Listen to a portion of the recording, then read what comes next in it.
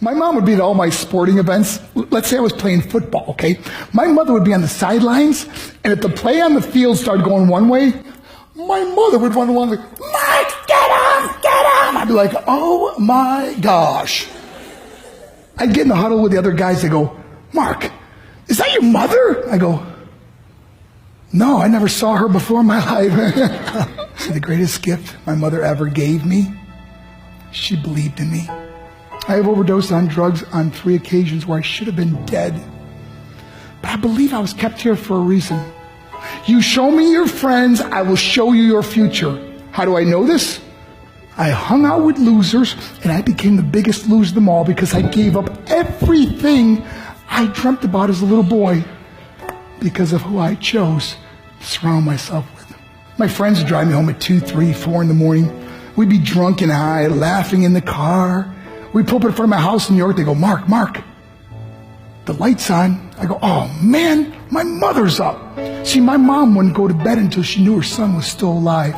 I'd walk in, she'd say, hi Mark, how was your night? I go, it was good, Mom, I'm just gonna go to bed. She goes, can I talk to you for a minute? I go, Mom, I'm tired, I'm just gonna go to bed. She goes, Mark, I haven't seen you all day and all night. Can I please talk to you? I said, man, just leave me alone. You bug me. I'd slam my bedroom door on the one person who believed in me. I was on a worldwide tour and we were wrestling overseas in Japan. After my wrestling match, I went upstairs in my hotel room and I fell asleep. There was a knock at my door at 3 o'clock in the morning. I got out of bed and I looked through the safety window and I could see it was a Japanese promoter. So I opened the door and he said, Mark, you need to call home. There's been an emergency. I went and got on the hotel room phone. I called back to the United States and said, hey, what's going on? I said, Mark, I don't know how to tell you this.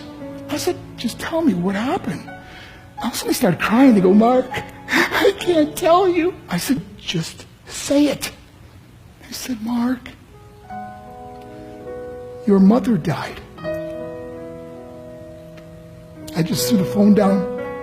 I ran out of my hotel room. I took the elevator to the lobby, and when the doors opened up, I just ran out into the street. I mean, there was no cars, there was no people. It was 3 o'clock in the morning. And I walked down the middle of a street in Hiroshima, Japan, and I remember looking up and just saying, Mom, I am so sorry. I flew home for her funeral, and I was so nervous to walk up to her casket, so I just stood way in the back. And I kept looking from a distance, and I kept thinking to myself, Mom, please wake up. Please get up. And then I finally got the nerve to walk up to her. And as I got closer, I could see my mom for the first time. I mean, she was so beautiful. She was dressed in white. I mean, she looked like an angel. And I just stood over her and I said, Mom, you are my hero. Everything I am, everything I hope to be was because of you.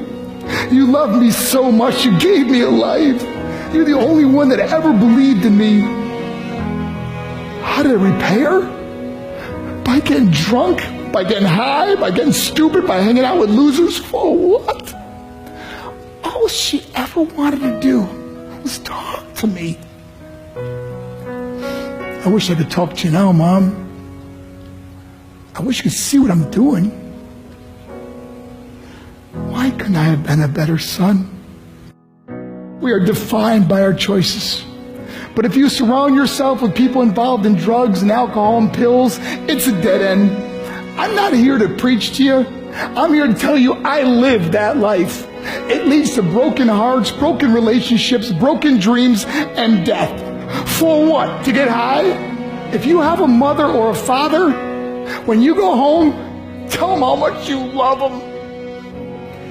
See, my whole life was about being rich and famous. I had to be a millionaire. I had to win the race. I had to win the race at the expense of my marriage, my family, my friends. For what?